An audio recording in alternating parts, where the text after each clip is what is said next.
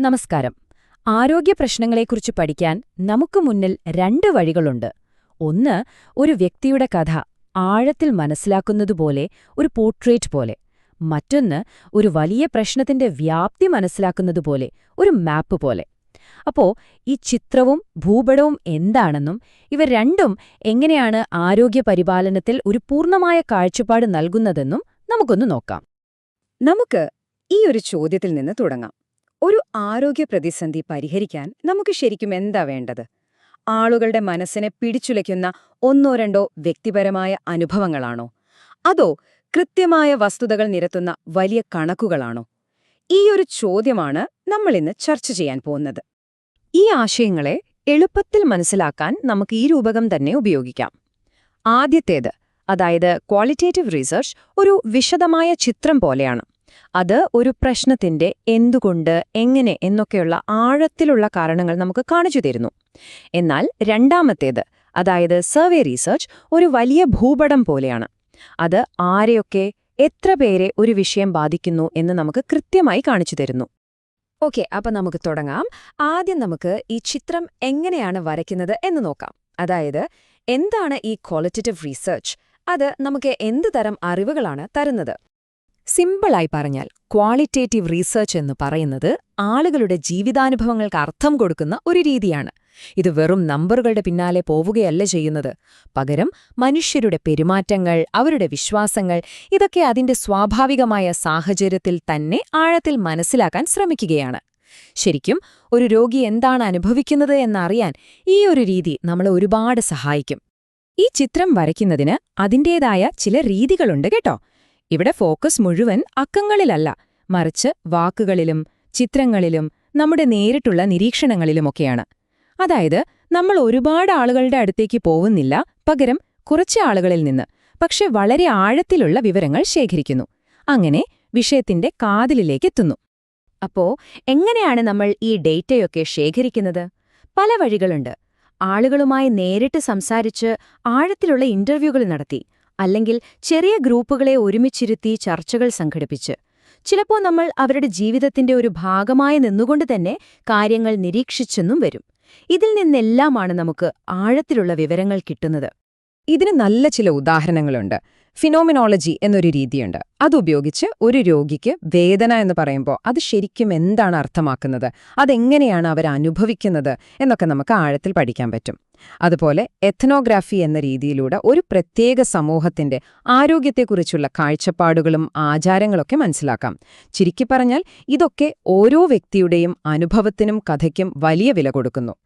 Okay, അപ്പോ ചിത്രത്തിന്റെ കാര്യം നമ്മൾ കണ്ടു. ഇനി നമുക്ക് നമ്മുടെ രണ്ടാമത്തെ ടൂളിലേക്ക്, അതായത് ഭൂപടത്തിലേക്ക് വരാം. ഒരു വലിയ ഏരിയയുടെ മൊത്തത്തിലുള്ളൊരു കാഴ്ച കിട്ടാനാണ് ഭൂപടം ഉപയോഗിക്കുന്നത്, അല്ലേ? അതുപോലെയാണ് സർവേ ഗവേഷണവും. വലിയൊരു വിഭാഗം ആളുകളെക്കുറിച്ച് പഠിക്കാനുള്ള ഒരു മാർഗം. സർവേ ഗവേഷണം എന്ന് പറയുന്നത് ഒരു ക്വാണ്ടിറ്റേറ്റീവ്, അതായത് അളവുപരമായ രീതിയാണ്. ഇവിടെ കളി മുഴുവൻ നമ്പറുകളിലാണ്, സ്റ്റാറ്റിസ്റ്റിക്സിലാണ്.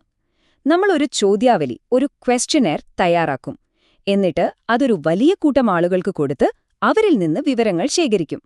ഇതിലൂടെ ഒരു വിഷയത്തിന്റെ വ്യാപ്തി എത്രത്തോളം ഉണ്ടെന്ന് നമുക്ക് കൃത്യമായി മനസ്സിലാക്കാൻ സാധിക്കും.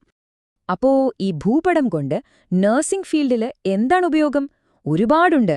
ഒരു രാജ്യത്തെ ജനങ്ങളുടെ മൊത്തത്തിലുള്ള ആരോഗ്യസ്ഥിതി എങ്ങനെയുണ്ട്, അല്ലെങ്കിൽ ഒരു പ്രത്യേക രോഗം എത്ര പേരെ ബാധിക്കുന്നു, വാക്സിനേഷൻ എത്രത്തോളം ആളുകളിലേക്ക് എത്തി, ഇതൊക്കെ മനസ്സിലാക്കാൻ സർവേകൾ വേണം. മാത്രമല്ല, ഗവൺമെന്റിന് പുതിയ ആരോഗ്യ നയങ്ങൾ ഉണ്ടാക്കാനും ചില ആശയങ്ങൾ ശരിയാണോ എന്ന് പരീക്ഷിച്ചു നോക്കാനുമൊക്കെ ഈ സർവേ ഡേറ്റ അത്യാവശ്യമാണ്. അതുകൊണ്ട് തന്നെ പുതിയ വിവരങ്ങൾ ശേഖരിക്കാൻ ഏറ്റവും എളുപ്പമുള്ളതും ശക്തവുമായ ഒരു വഴിയാണ് സർവേകൾ.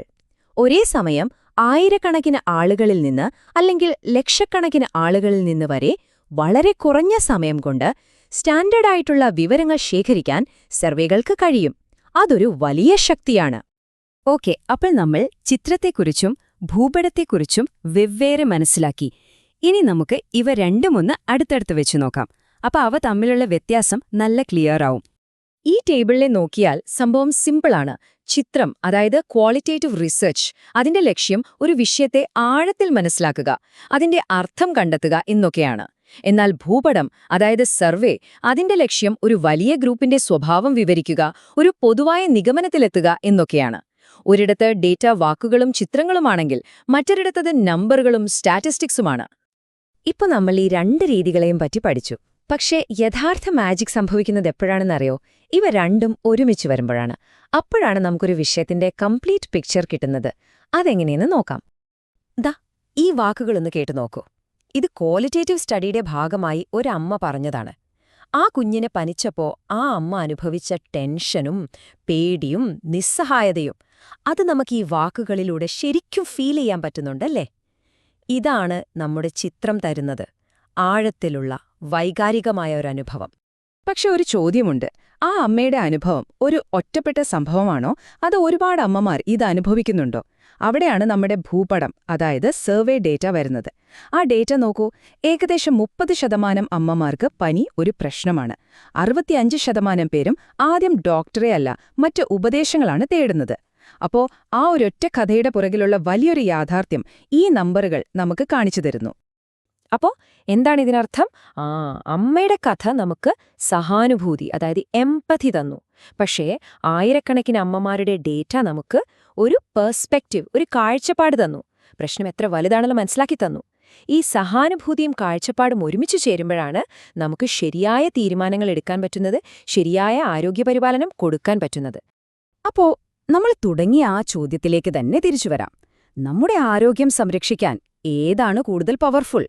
നമ്മുടെ മനസ്സിനെ തൊട്ടുണർത്തുന്ന ഒരൊറ്റ കഥയാണോ, അതോ ലോകത്തെ തന്നെ മാറ്റിമറിക്കാൻ കഴിവുള്ള വലിയ ഡേറ്റയാണോ? ഇതിന്റെ ഉത്തരം ഒരുപക്ഷേ ഏതാണ് എന്നല്ല, രണ്ടും വേണമെന്നതാണ്. കാരണം ശരിയായ മാറ്റങ്ങൾ കൊണ്ടുവരാൻ നമുക്ക് കഥകളും വേണം, കണക്കുകളും വേണം. അല്ലേ? നിങ്ങൾക്കെന്ത് തോന്നുന്നു?